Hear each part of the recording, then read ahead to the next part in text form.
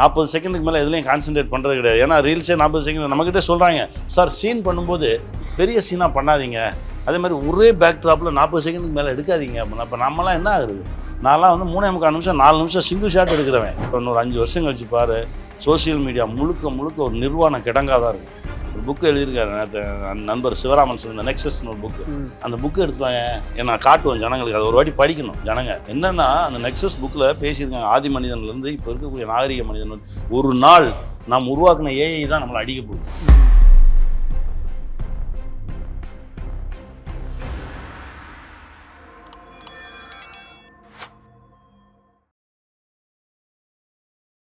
So இப்போ நீங்க கன்சிஸ்டண்டா திரைப்படங்கள் இயக்கிட்டு இருக்கீங்க. லைக் ஒவ்வொரு படங்களுமே வந்து நீங்க ஒரு சமூகம் சார்ந்த ஒரு விஷயம் பேசுறீங்க. இப்போ நம்ம ஒரு விஷயம் பேசுறோம்ல சார், இது ரிலேட்டடா ஒரு படம் பண்ணணுன்ற அதுதான் அதை படிக்கிறேன். ஓகே.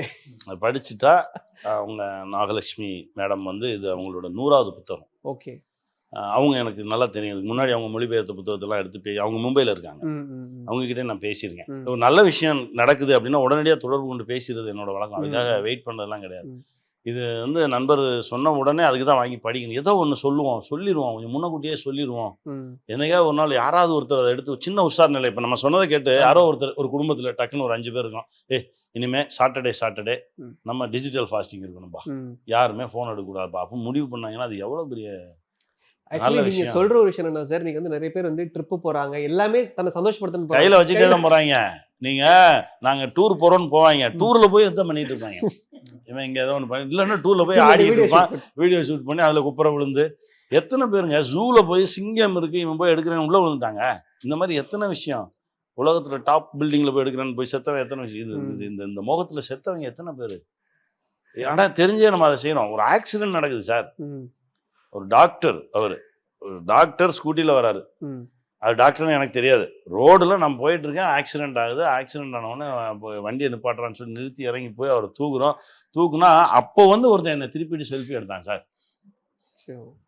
ரொம்ப கஷ்டமாயிடுச்சு. அவரை கூப்பிட்டு வண்டியில் ஏற்றி நம்ம டிரைவர் வண்டியை ஓட்டிட்டு வாடான்னு சொல்லிட்டு அப்போ அவர்கிட்ட பேசினா அவர் சொல்லுவார், நான் டாக்டருங்க, காரில் வந்தால் டிராஃபிக் ஜாம் ஆகும், கிளினிக் போக முடியாதுன்னு சொல்லி பேஷண்ட்ஸ் வெயிட் பண்ணுவாங்க, அதனால நான் பைக்கில் போனேன் அப்படின்றார். அவரை கொண்டு போய் அவர் ஹாஸ்பிட்டலில் விட்டுட்டு வந்தோம். என்னன்னா நீங்க எவ்வளவு தூரம் மாறிக்கிட்டு இருக்கு பாருங்க. மக்களுக்கு நீங்க ஃபேமஸ் ஆகணும்ன்ற ஆசை வந்துருச்சு சார், நிறைய ஃபேமஸ் ஆகணும், எல்லாருக்குமே ஃபேமஸ் ஆகணும்ன்ற ஆசை. ஆமா, அது ஒன்றும் பண்ண முடியாது. முன்னாடி ஒரு கேமரா இருந்துச்சு, இப்போ எல்லாரும் கையிலையும் கேமரா வந்துருச்சுல. முன்னாடியெல்லாம் ஒரு ஃபோட்டோ எடுக்கணும், ஒரு கேமராமேன் வரணும், நிற்கணும், ஐயா ஒரு ஃபோட்டோ எடுக்கணும், குடும்பமாக நிற்கணும். இப்போ அப்படி இல்லை. அந்த நார்மல் கேமரா ஃபோனில் வந்ததுலேயே நிறைய மாற்றம் வந்துச்சு. இப்போ நீயே எடுத்துக்கலான்னு ஒன்று வந்துச்சு பாருங்க, அதில் தான் கோணே ஆகிட்டாங்க எல்லாம். இப்போது அது நான் கம்ப்ளீட் பண்ணுவேன். ஒரு போலீஸ் ஸ்டேஷனில் ஒரு ஆள் திருட, அதை தீஃப்னு எடுத்துக்கு வந்து இந்த அம்மாயி வீட்டில் எப்படி நீ இதெல்லாம் பண்ண சொன்னா, அம்மையே ஹோம் டூர் பண்ணிச்சு, எனக்கு ஃபுல்லா தெரிஞ்சிச்சு எங்க பீரோவா இருக்கு, எங்க நீங்க ஹோம் டூர் காட்டுறது எப்படி, ஹோம் டூர்ல தெரிஞ்சிச்சு எப்படி, அவன் வீடு அவன் பாத்ரூம் கிச்சன் வரை காட்டிடுறீங்க. அந்த ஹோம் டூர்ல கீ கூட இங்கதான் வைக்குவேன், அதுக்காக எனக்கு தெரிஞ்சிச்சு. நான் போயிட்டு கூப்பிட்டு சொல்றது, அவன் அழகா வந்து எடுத்து தேவையானதை எடுத்து வச்சுட்டு போயிடுறது. இது எத்தனை வீட்டுல சார் வீட்டுக்குள்ளேயே குடியிருக்காங்க சார். இப்போ நான் முன்னாடி குடியிருந்த வீட்டு பக்கத்துல என் மனைவி தான் ரொம்ப ஷாக் ஆகி சொன்னாங்க, பக்கத்துல இருந்த வீட்டுக்குள்ளேயே வந்து 5 நாளா உட்கார்ந்து இருந்திருக்காங்க சார், சாப்பிட்டு சமைச்சு சாப்பிட்டு ஃப்ரிட்ஜில் கொஞ்சம் பொருள்லாம் வச்சுட்டு. அவங்க அதுக்கப்புறம் என்ன நிலைமை, நீங்க எல்லாத்தையும் ஹோம் டூர்ன்ற பேர்ல காட்டிடுறீங்க, எல்லாம் பண்ணிடுறீங்க. என்ன பண்றது, இவங்களும் அப்படிதான் வராங்க. வரும்போது அந்த ஒரு இன்டர்வியூ வரும்போது, அண்ணே இன்டர்வியூ எடுப்பேன்னு வந்தாங்க. வந்து இதை பார்த்தா அண்ணே இங்கேருந்து ஆரம்பிச்சு இப்படியே வந்துருந்தா போன இன்டர்வியூ வந்துச்சேன். ஆமாம், இவங்களும் வந்து ஒரு இடத்துல உட்காந்து பேசுவோம்னா இல்லை புதுசாக ஒன்று செய்வோம்னே அப்படின்னு சொல்லி இப்படி எதாவது உருட்டிட்டு தான் இருக்காங்க. நான் அது உடன்பாடே இல்லாதவன். மக்களுக்கு மேபி எல்லாத்தையும் புதுசாக காட்டணும். என்னத்தை காட்டி என்ன செய்ய போறீங்க, மக்களுக்கு நல்ல விஷயத்த சொல்லுங்க, அன்பான விஷயத்த சொல்லுங்க, சக மனிதனோட கையை பிடிச்சிட்டு இருங்க அப்படின்றத சொல்லுங்க. இந்த இதுதான் அந்த நெக்ஸஸ். தயவு செஞ்சு இதை காட்டுங்கப்பா. ஸோ இவர் வந்து சேப்பியன்ஸ் அந்த புத்தகம் என்னன்னா, இவர் எழுதியிருக்கக்கூடிய புத்தகம் சகோதரி நாகலட்சுமி சண்முகம் அவங்க வந்து 100வது மொழிபெயர்ப்பு. இதை படிப்போம், இதை படித்தோம்னா தெரியும் நம்ம எந்த நிலைமையில் இருக்கோம், நம்ம எந்த விளிம்பில் இருக்கோம், நம்ம என்ன மாதிரி ஒரு பொசிஷனில் இருக்கோம்னு சொல்லி. நண்பர் கு. சிவராமன் அவர்களுக்கு நான் நன்றி சொல்கிறேன். ஆக்சுவலி ஒரு நல்ல புத்தகம் சார் நீங்க. ஆமா சார், எடுத்தோன்னு அதனால தான் சார் வாங்கி வச்சிருக்கேன். நான் ஊருக்கு வரதுக்குள்ள இது ஏன்னா இதுல வந்து இருக்கணும். சீரீஸா ஒரு சேப்பியன்ஸ், ஹோமோடியஸ், ஒவ்வொரு மனித பரிமாற்றம் எப்படி நடந்தது, அந்த நாகரிகம் எப்படி அது வந்தது கற்காலத்துல இருந்து ஆரம்பிச்சிருக்காரு. கற்காலத்துல இருந்து இதெல்லாம் தான் சார், இதுதான் சார் நடக்க போகுது எதிர்காலம். இதைதான் நம்ம நோக்கி நகர்ந்துகிட்டு இருக்கோம். ஆனா என்னன்னா நமக்கு வரல இல்ல, நமக்கு வராத வரைக்கும் அது நிறைய பேருக்கு உண்டான பதில் அதான் ஒன்றும் ஆகலை இல்லை, அதான் ஒன்றும் ஆகலை இல்லை. ஆகும்போது மொத்தமா முடிஞ்சு போயிருந்தா இப்போ ஆல்மோஸ்ட் அழிவுல தான் இருக்கும். Correct. நீங்க பாத்தீங்கன்னா கவனிச்சு பாத்தீங்கன்னா கோவிடா இருக்கட்டும், கடல் பொங்குவதா இருக்கட்டும், மலை சரிவதாக இருக்கட்டும், இதெல்லாம் என்ன அழிவுல தான் இருக்கும். மனிதன் வந்து அழிவுல தான் இருக்கான். ஏன்னா எல்லா உயிரினமும் இயற்கையோடு ஒத்து வாழும் சார். மனுஷன் மட்டும்தான் சார் இயற்கைக்கு ஆப்போசிட்டா வாழுவான். மனிதனால் மட்டும்தான் சார் அந்த மொத்த அழிவுமே. ஆமா, இப்போ ஒரு என்னுடைய நண்பர், அதுக்குள்ள நம்ம போயிடலாம். சொல்லுங்க. அது பெரிய டாபிக். என் நண்பர் செந்தமிழன் சொல்லிட்டு, செம்மை, நீங்க நெட்ல தட்டினீங்கன்னா வரும், செந்தமிழன். கேபி சார் கேம்பஸ்ல நாங்கெல்லாம் ஒர்க் பண்ணிட்டு இருக்கோம். திடீர்னு 2004ல, ஏன்னா செந்தமிழனோட எழுத்துக்கு நான்லாம் ஃபேன், டயலாக்ஸுக்கு ஃபேன். அப்போவே லட்சக்கணக்காக சம்பாரிச்சாரு.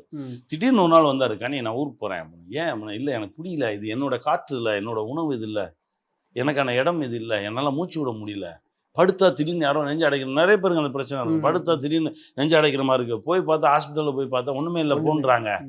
ஸோ எனக்கு இது இல்லை, நான் போகிறேன். நான் எங்கே போவீங்க அப்படின்னா, இல்லை நான் போகிறேன், நான் என் ஊருக்கு போகிறேன் அப்படின்ட்டு போயிட்டாரு. 2004 சார், நாங்கள்லாம் ஒன்றா ஒர்க் பண்ணோம்.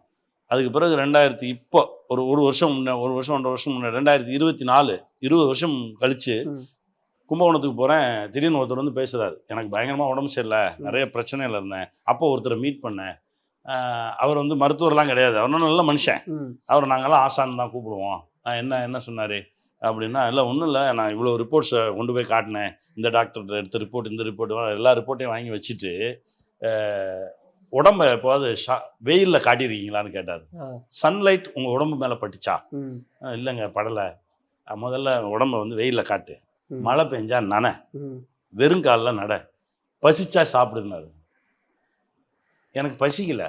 ஏன்னா இந்த 1 to 2 break, morning 8 to 8:30 breakfast, இங்கே வந்து லஞ்சுன்னு எவன் சொன்னான்? உனக்கு எப்போ பசிக்குதோ அப்போ சாப்பிடு. எனக்கு 8 நாளாக பசிக்கல, அமைதியாக இருக்கேன்.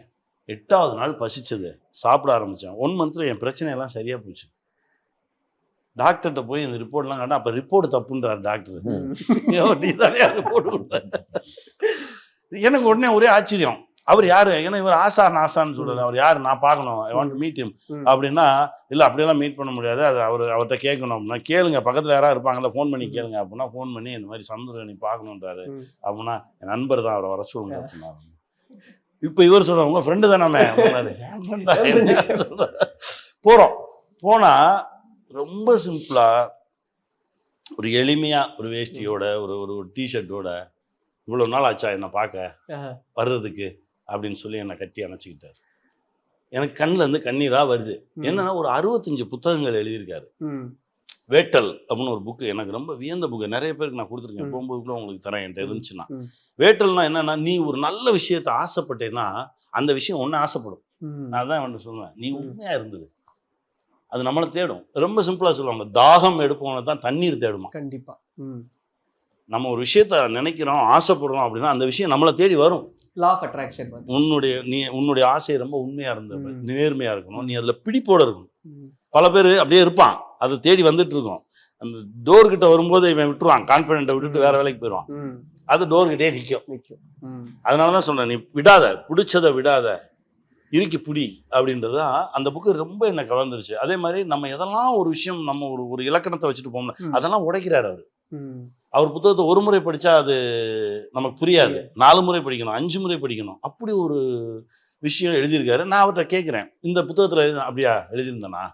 அது நம்ம எழுதலை, அவங்க எழுத சொல்லுவாங்க, நம்ம எழுதிட்டோம், அவ்வளோதான். அதுக்கப்புறம் எனக்கு மறந்துடும், நான் இப்போ வேற வேலையில் இருக்கேன். அவ்வளோ வியப்பு, அவ்வளோ சந்தோஷம் அவரை பார்த்ததுல. அவர் என்ன சொல்றாரு, அவருடைய கான்செப்டாவே என்ன சொல்றாரு அப்படின்னா, உன் மனசு என்ன சொல்லுதோ அங்கே இரு. உன் மனசு சென்னை பிடிச்சிருக்குன்னா சென்னையில் இரு. இல்லை பெரும் டார்ச்சருங்க, என் கனவு வேறங்க, நான்லாம் அங்கே இருக்க வேண்டியவங்க, இங்கே வந்து மாட்டிக்கிட்டேன் அப்படின்னா தயவு செஞ்சு அப்படியே விட்டுட்டு போயிரு. நீ இங்க இருந்து அந்த மனநிலையில இருந்தேன்னா ஒண்ணு கடன்காரனா இருப்ப இல்ல நோயாளியா இருப்ப. ம். இதுதான் நிறைய பேர்கிட்ட நீங்க எடுத்துக்கிட்டீங்கன்னா எல்லாரும் சொல்லுவாங்க தெரியுமா, இன்னும் ஒரு 10 இயர்ஸ் சின்சியரா ஒர்க் பண்ணிட்டு நான் அப்படியே ஓடிடுவேன். 10 இயர்ஸ் கழிச்சுக்கோங்க, இன்னும் ஒரு 10 இயர்ஸ் வார்த்தை அதே தான் சொல்லுவான், ஆனா இயர்ஸ் போயிட்டே இருக்கும். அதுதான் அதை வந்து என் நண்பன் அவ்வளவு சிறப்பா செஞ்சுட்டு இருக்காரு. பல பேரை நீ உனக்கு பிடிச்ச இடத்துல வந்து வாழு, பிடிச்ச மாதிரி இருன்னு நிறைய பேர் அவர் கூட இருக்காங்க. நானும் அவரோட தான் பயணிச்சிட்டு இருக்கேன். சூப்பர்ண்ணே. ரொம்ப எளிமையான ஒரு நண்பர். அவரெல்லாம் தான் எடுத்துட்டு வரும்போது தான் இந்த மாதிரி விஷயங்கள் நம்ம எல்லாத்தையும் பார்த்துருவாரு. மாணிக்கம் பார்த்துருவாரு, இப்போ இது வந்துருச்சு இதையும் பார்த்துருவாரு. நம்ம சொல்லணுன்றதே இல்லை, நல்ல விஷயம் எங்கே இருக்கோ, சரியான விஷயம் எங்கே இருக்கோ அதெல்லாம் பார்த்துட்டு நமக்கு ஒரு ஃபோன் பண்ணுவார். திடீர்னு ரொம்ப உடஞ்சி போய் டல்லாக இருக்கோம்னா தெரியும் அவருக்கு. அதுதான் பிரபஞ்சத்தோட கனெக்ஷனில் இருந்தீங்கன்னா நான் பேசணும்னு நினச்சாலே அவர் ஃபோன் பண்ணுவார். இவங்கெல்லாம் கேட்பாங்க, நான் இப்போ தான் நினச்சேன் நீ கூப்பிட்டம்பாங்க. அது நமக்குள்ளே வந்துடும். நான் நினச்சேன்னா வந்துருவாங்க நம்மக்கிட்ட தேடி. அந்த மாதிரி ஒரு பவர் அது. அது நம்ம உண்மையாக இருக்கிற வரைக்கும், செல்ஃபிஷ்னஸ் இல்லாமல் ரொம்ப ட்ரூத்தாக இருக்கிற வரைக்கும் அந்த விஷயங்கள்லாம் நம்மளை சுற்றி நடந்துகிட்டே இருக்கும். கரெக்ட். ஒரு பெரிய விஷயத்தை இவ்வளோ சிம்பிளா நான் பற்றி செந்தமிழை பற்றி நான் பேசணும்னா பேசிட்டே இருப்பேன். கண்டிப்பா அவரை வச்சு ஒரு பெரிய பெரிய ஒரு ப்ராடக்டே பண்ணணும், அதை சொல்லணும் ஜனங்களுக்கு. டெஃபினட்டா மக்களுக்கு ரீச் ஆகும்னு நினைக்கிறேன். மேம் உங்ககிட்ட நான் வரேன், அவங்கள்ட்ட பேச. ஸோ தொடர்ந்து இந்த படம் ஒரு பெரிய இம்பாக்டை ஏற்படுத்த போகுது அப்படிங்கிறது நமக்கு நல்லாவே தெரிஞ்சிருக்கு. ஸோ ஓவரால் நீங்க மக்களுக்கு இந்த ராமம் ராகவம் படம் பார்க்க வரக்கூடிய மக்களுக்கு என்ன சொல்லணும்னு நினைக்கிறீங்க? First of all thanks to Samuthirakani அண்ணா. ஃபர்ஸ்ட் ஆஃப் ஆல் அண்ணன் இல்லைனா இருந்தால் இந்த ராமம் ராகவம் ஐ திங்க் இருக்காது. டெஃபினெட்லி தேங்க்ஸ் கனி அண்ணா. அப்புறம் அம்மா, யார் அம்மா யாருன்னு தேடினா அம்மா பார்த்த உடனே எஸ் இந்த கேரக்டர் நேம் இஸ் கமல் அம்மா. இட்ஸ் கமலா அம்மா. My mother name, Anna mother name. ஏதோ தெரியாம அது கனெக்ஷன் வந்து. நீங்க அதை யோசிக்கல இல்ல, அண்ணா சொன்னும் போது எங்க அம்மா பேரு கமலான்னு சொன்னும் போது ஓ எங்க அம்மா பேரு கூட கமலா. அதான் யூனிவர்சல் கனெக்ஷன். அம்மா பண்ணாங்க பாருங்க, படம் பார்த்தா தெரிஞ்சிடும். அப்புறம் special thanks Moksha. Why because உங்களுக்கு தெரியும், இப்போ ஒரு கேரக்டருக்கு நான் கேரக்டர் மாதிரியே பார்க்குவேன், ஹீரோ ஹீரோயின் அந்த மாதிரி. எப்போ why because I am comedian, I done 80 movies I think in Telugu. Moksha இதில் டுவேட்ஸ் இருக்காது, ஒரு லவ்க்காக சீன்ஸ் இருக்காது. பட் இந்த கேரக்டர் மட்டுக்கு எதுக்கு வந்துச்சு எதுக்கு போயிடுச்சு அந்த மாதிரி இருக்காது. கதையில் ஒரு இம்பார்ட்டன்ட் இருக்கு. நீ வந்த அப்புறம் தான் இந்த கதை இன்னொரு ஆங்கிள்க்கோ இன்னொரு டர்ன் ஆகும். சொன்னால் அதை ஆக்செப்ட் பண்ணு. எதுக்குன்னா மலையாளம் வெரி பிக் ஸ்டார்னா எல்லாருக்கும் தெரியும். கதை சொன்ன அப்புறம் நான் பண்ணுறேன்னு சொல்லிட்டு பார்ப்போம். டேட்டில் இதெல்லாம் அட்ஜஸ்ட் பண்ணிட்டு வந்துச்சு. நல்ல படம், எல்லாரும் அவ்வளோதான். அதை பண்ணிடுவோம் நல்ல படம் பாருங்க, உங்களோட பேசும். ரொம்ப நன்றி. ஒரு அற்புதமான இன்டர்வியூ, நிறைய முக்கியமான விஷயங்கள் ஷேர் பண்ணீங்க. படத்தை தாண்டி மக்களுக்கு இன்னைக்கு ஒரு விஷயத்தை நோக்கி மக்கள் போயிட்டு இருக்காங்கன்றப்ப இது ஒரு ஸ்பீட் பிரேக்கரா இருக்கும். இந்த இன்டர்வியூ பாக்குறப்போ நம்ம இந்த டைரக்ஷன்ல போயிட்டு இருக்கோம் அப்படின்றத ரியலைஸ் பண்ணி தனக்கான ஒரு கரெக்டான பாதை தேர்வு செய்யணும்னு நினைக்கிறேன். ரொம்ப நன்றி உங்க எல்லாருக்குமே, உங்களுடைய நேரத்திற்கு, ராமம் ராகவத்திற்கு என்னுடைய வாழ்த்துக்கள். தேங்க்யூ. நன்றி.